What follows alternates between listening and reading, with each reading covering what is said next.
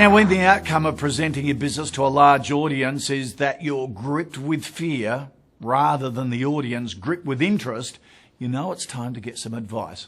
So how can you make the most of being in front of all those people and customers and really get the message out about your business? Well, our next guest might have some idea about that. Andrew Klein is a former litigation lawyer turned public speaker and trainer, and he has come up with a finely tuned process for overcoming your fears and perfecting your public speaking skills to pitch your business. Andrew, thanks for coming in. Now, public speaking is feared by a lot of business owners. It's not high on their agenda for starting or running a business. How important is it to have good presentation skills? I think it's important not just for a business owner. I would argue that it's probably important for anyone who is in business at all, whether they're the owner or the employee, whether they've been around for a long time or not. I think it's important because ultimately, no matter how good your product is, no matter how good your business is, no matter how good your service is, you need to project that image in any way that you can to the public. Now, that public might be the general public, it might be your customers, it might be potential customers. But the only way that you can really project that image is through talking to people. So from a smaller business's point of view, it might be when they're starting up, getting out there and letting the market know what they do.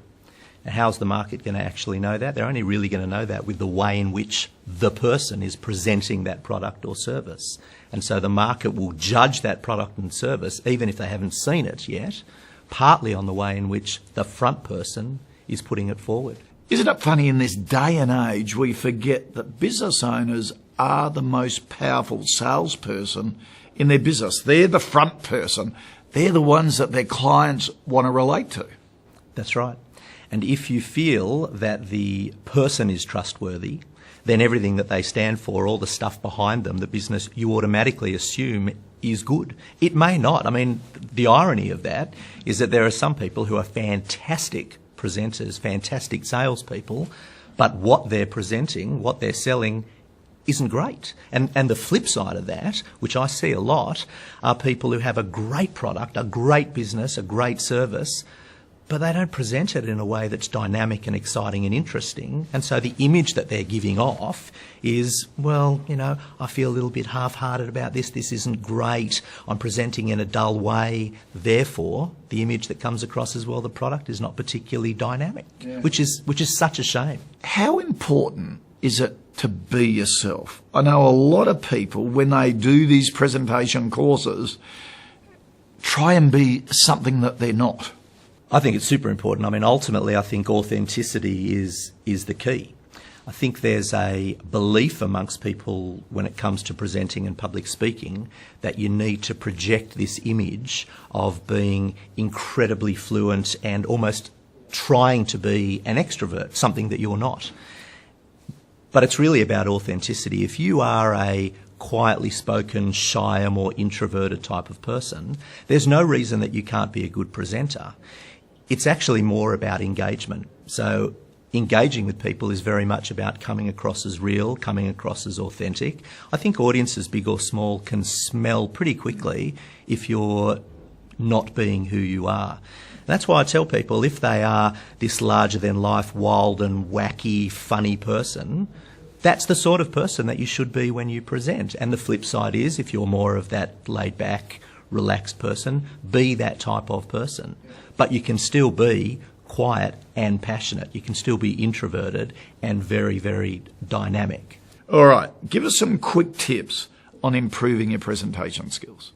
I think probably the simplest tip is to actually get out there and do it.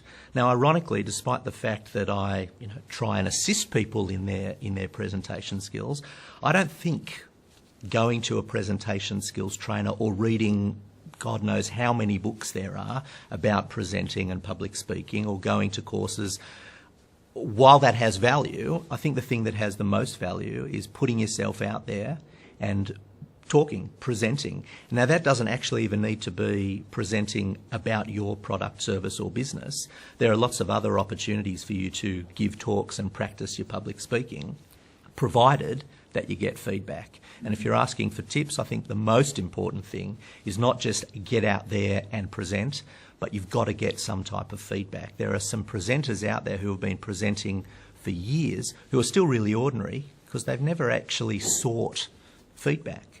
So that could be from a colleague, from a friend. The simplest way of getting feedback is actually just to film yourself presenting. And in this day and age, you get your iPhone, give it to somebody who is in an audience. An audience might be 3 or 5 people, let alone if you're presenting to a Chamber of Commerce or if you get a gig sponsoring a conference. Give an iPhone to somebody, get them to film you presenting, watch that back. There is no better feedback you can get than actually watching and listening to yourself. Andrew, that was terrific. Thanks for joining us. All right, thanks for having me.